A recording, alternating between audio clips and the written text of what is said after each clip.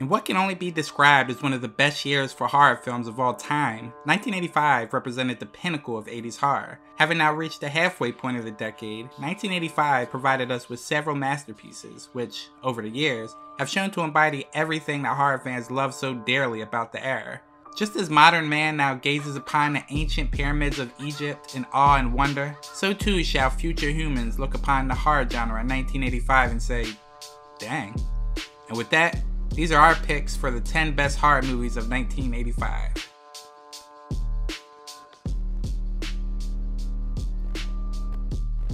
Yeah, we're starting off with something of a hot take. Yes, we're all aware of the general consensus of this film. People always seem to have nothing but bad things to say about this fifth entry of the franchise, and one can certainly understand why. For one, it doesn't actually feature Jason as the killer. The killer is actually just some guy named Roy who was upset that his son got killed over a candy bar. Point number two, well, what is point number two?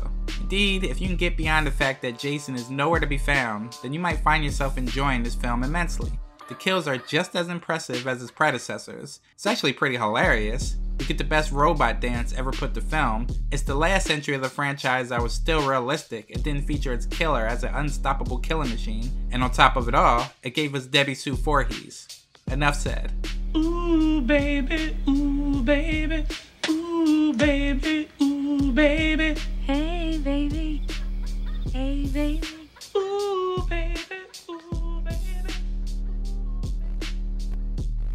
Released to critical scorn and near total commercial indifference, the sci-fi horror hybrid Lifeforce has spent most of its following 30 plus years languishing in obscurity. If it was remembered at all, it was either because of its massive financial failure, which helped doom the futures of both its producing company and its director, or because of its status as one of the all-time favorite films of Mr. Skin, that beloved repository of on-screen nudity. With that said, Lifeforce is a crazy movie. It was designed as a crazy movie. It succeeds at being a crazy movie. Based on Colin Wilson's 1976 novel, The Space Vampires, the film portrays the events that unfold after a trio of humanoids in a state of suspended animation are brought to Earth after being discovered in the hold of an abandoned European space shuttle. Yes, it's pure insanity.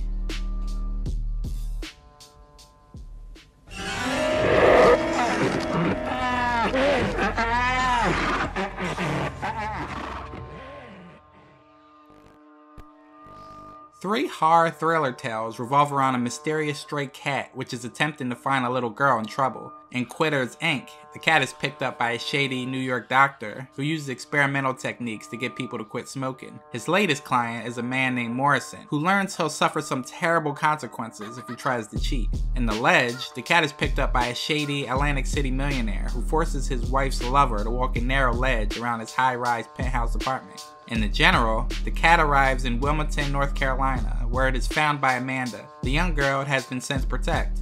What she needs protection from is a tiny evil troll who lives behind the skirting board in her bedroom.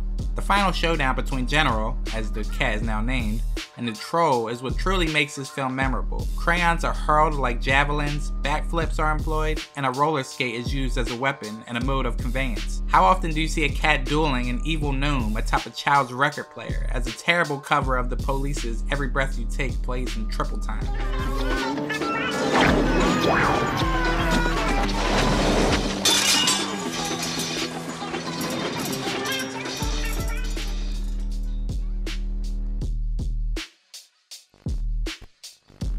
A group of random people are invited to a screening of a mysterious movie, only to find themselves trapped in the theater with ravenous demons. There's really only one thing to say about this movie.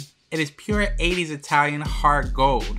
There is so much to talk about, but let's focus for a minute on the special effects. Demons is a prime example of why we should collectively hate the excessive use of CGI that we see nowadays. 80s Italian horror, and most 80s horror in general, did more convincing work of things like demon transformation and body maiming with practical effects that many of today's CGI-filled messes were forced to endure.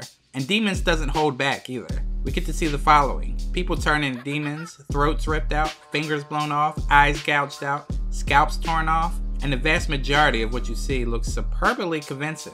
It's great.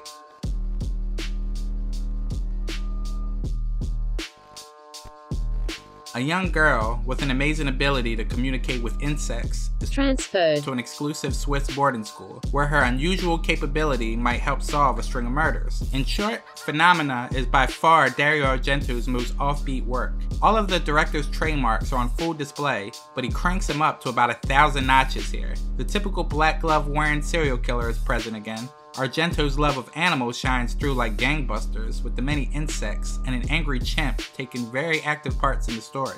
The theme of childhood also pops up, but this time it's communicated through a pint-sized demon-looking child. The atmosphere bursts through the screen with tree branches dancing in the wind, breathtaking scenery, eerie sleepwalking flashes, and fairy tale-like sequences. The gore is scaled back, but still quite plentiful, with heads crashing through windows in slow motion, and one awesome surprising beheading. It's great entertainment all the way through. I love you. I love you all.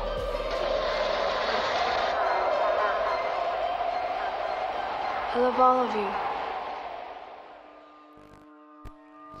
One of the few Stephen King adaptations in which the script was actually written by King. Silver Bullet captures the writer's rich, nostalgia-strewn portrait of small-town life and the paranoia, anguish, and anger caused when a werewolf begins picking off residents left and right.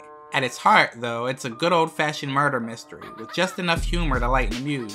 Jay Chataway serves up a nice piano synth score that's at turns tender and foreboding. There's just enough gore and violence to warrant an R rating, and the werewolf effects aren't too shabby.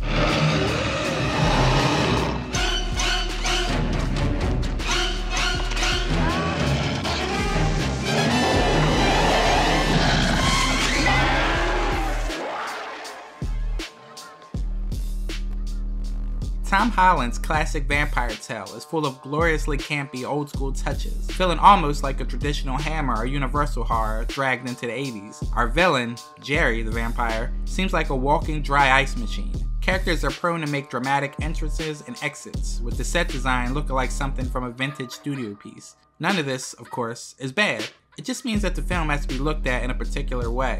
This is, after all, cheesy and campy horror, but it's a lovingly crafted cheesy and campy horror. Those looking for something a bit more serious or grittier might be better served to look elsewhere. Those who can embrace and even relish those old school studio-bound horrors will be in for a treat. I have just been fired because nobody wants to see vampire killers anymore, or vampires either. Apparently all they want are demented madmen running around in ski masks, hacking up young virgins. Day of the Dead is the third in George Romero's classic Dead trilogy. While the late director did indeed go on to produce several more zombie flicks, Land of the Dead, Diary of the Dead, and Survival of the Dead, Day of the Dead is considered something of a closing note in Romero's epic zombie apocalypse saga, perhaps the subsequent films acting as appendages. Set in a now completely overrun world of the undead, a small band of human scientists and soldiers hunker in an underground bunker and try to figure out how to live with the zombies rather than destroy them. Things don't work out well, and the film's climax, in which the zombies gain access into the bunker and get the finger-ripping, eye-gouging work, is a thing of visceral and viscera-packed beauty.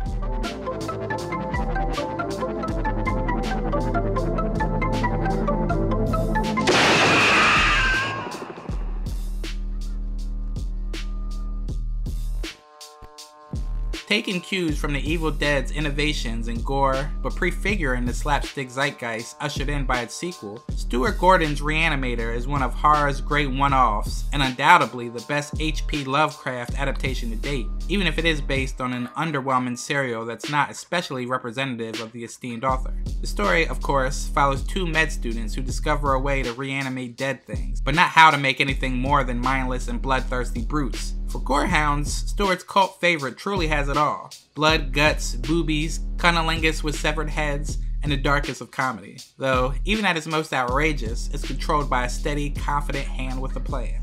You'll never get credit for my discovery. Who's going to believe a talking head? Get a job in a sideshow.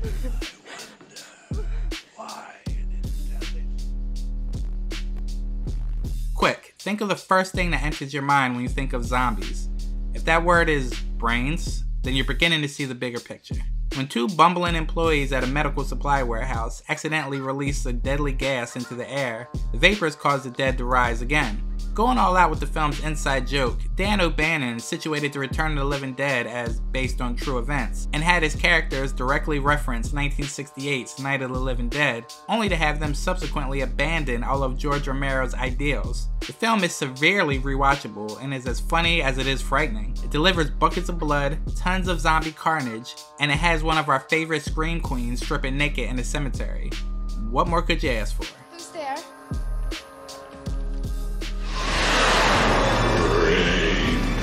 Once again, thanks for watching, and don't forget to let us know your favorite horror film in the comments section below.